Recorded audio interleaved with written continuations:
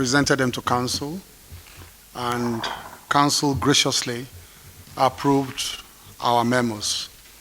The first one was for the upgrade and rehabilitation of Terminal B at the Nnamdi Kanu International Airport. I'm sure you know the Terminal B there, the domestic wing, where most of the facilities are actually very old and obsolete.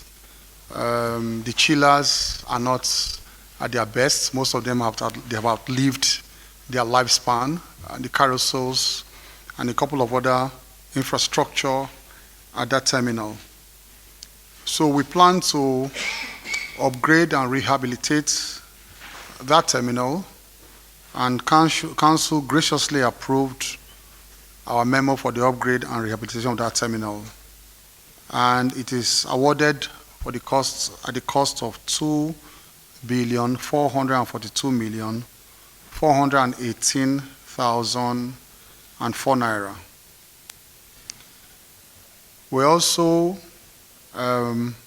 brought a prayer for the provision of command and control center at various regional airports across the country. And those airports are Lagos, Abuja, Port Harcourt, Kano, Enugu airports and headquarters. And these command and control centers across all of these airports is to meet the requirements of ICAO, the very modern requirements of ICAO, that every airport you have a command and control center. And that has been awarded at the cost of 2 billion, collectively all of them, 2,924,907,269 naira 81 kobo. These two were graciously approved. The other one that was approved was for the contract for the procurement of critical navigational aids spare parts. We had a problem whereby most of the spare parts used for navigational aids, some of them, when they go obsolete or they go bad, we'll have to go through the process of having to get across to the original equipment manufacturers, the OEMs, to try and get in these equipments, and sometimes they take months for them to come in, and within that time we'll find our air traffic controllers struggling to ensure that they keep our airspace safe. So we have a program where some of the very, very equipments or parts of those equipments that are like the ones they are like, you know, when you are servicing a vehicle, those parts that you use all the time and you replace all the time. We brought a proposal to have the spare parts with us, so that it will be very easy for us to replace some of those spare parts when any of these equipments need them. And the Council graciously approved that memo also.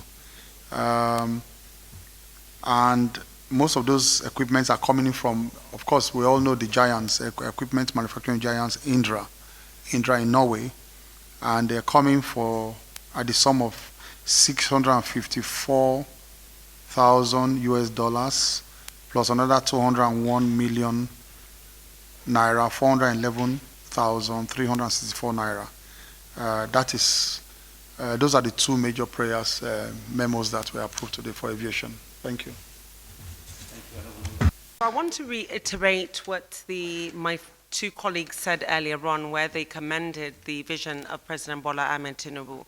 From the very beginning, he wanted to have an approach to governance that would give an economic expansion using some sort of a diversification process.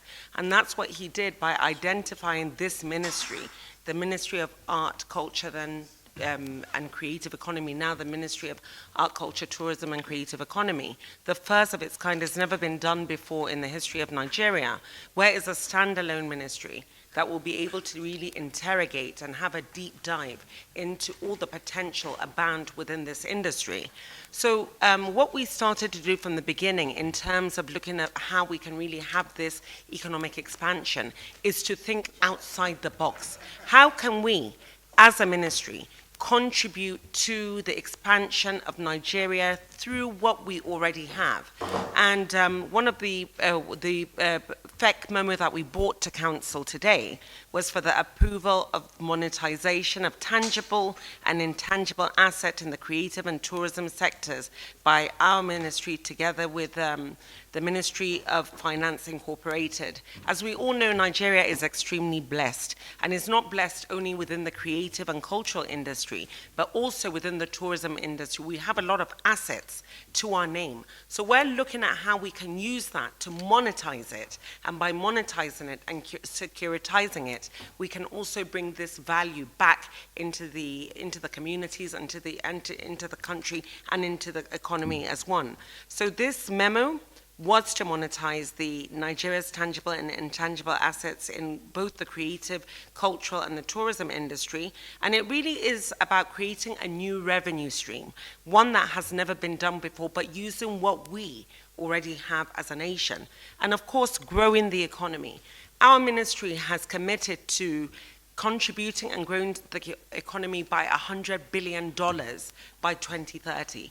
And we hope to do that by putting up all the modalities in place that will allow the industry to grow organically on its own. And we also want to address unemployment, create jobs. We are going to create at least 2 million jobs by 2027 within this industry. And some of our tangible assets that we have signed within the MOU with MOFI is the museum collections and our artifacts, our historical monuments and landmarks, and our federally owned arts and paintings. Some of the intangible assets are traditional knowledge, our languages, our indigenous textiles, such as the adire, the culinary heritage, such as Ijebu Gari, and of course, cultural landscapes and landmarks such as Lagos, Ikogosi, Obudu, Mambila, so many other too numerous to mention. So the strategy for this monetization is going to take 4 separate processes. The first is for us to access the assets that we already have under our ministry, that is under all of our agencies. We've already finished that specific process. Now it is for us, a MOFI, to sit down to now access and monetize them. So this is a really exciting time, I think, for Nigeria. It is an exciting time for Nigerian identity, for our traditions, for our culture. It is a time whereby we already use what we have to see how we can really expand and how we can give back to the community in a way that does not put more pressure on our budgetary, already economically. I think the world is going through some level of challenge. And of course, with the tariffs that coming out from America, as a nation, we have to know what we will do as a standalone nation to increase our revenue on our own. And I think this is one of the ways we're going to do it. And it also is going to add to national pride, because things that we already have, the content, the talent, the creativity, the assets that we have that the whole world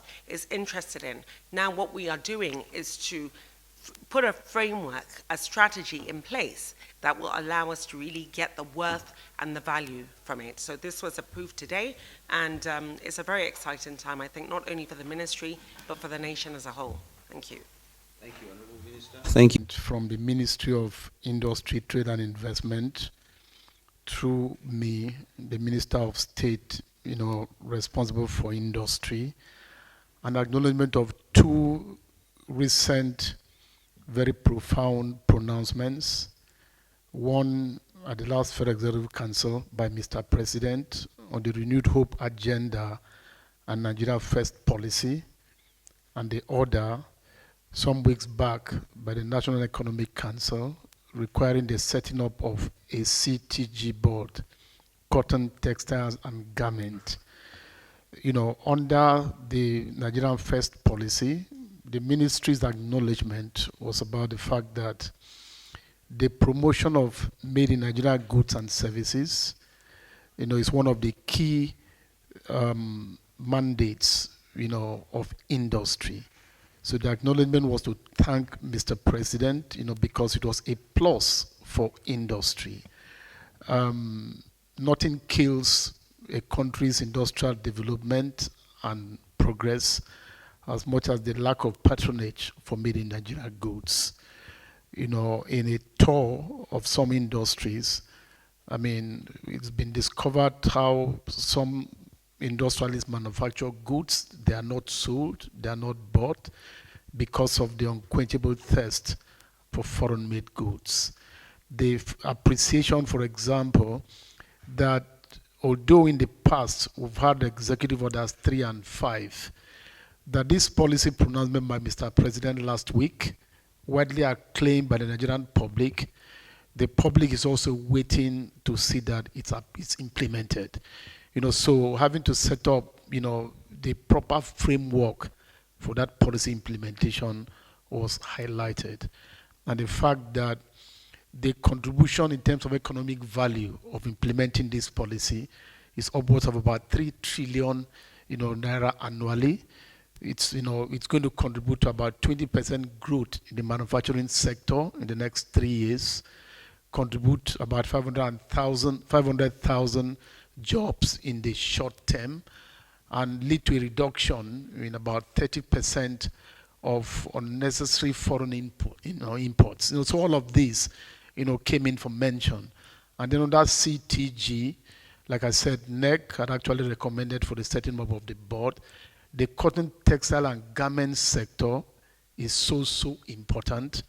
In the early 70s, it was contributing, competing with government in terms of the employment of labor and all of that. That seems to have been lost. The president directed that the ministry should collaborate with the Ministry of Agri, especially in terms of cotton, because after the production of cotton, textiles and garment become industry matters. And I think that, what is important is that in continuation of the president's demonstration of leadership and courageous leadership is leading from the front, and hopefully the proper implementation of these pronouncements will have a very profound effect in terms of the growth of Nigerian industry and manufacturing sector. Thank you.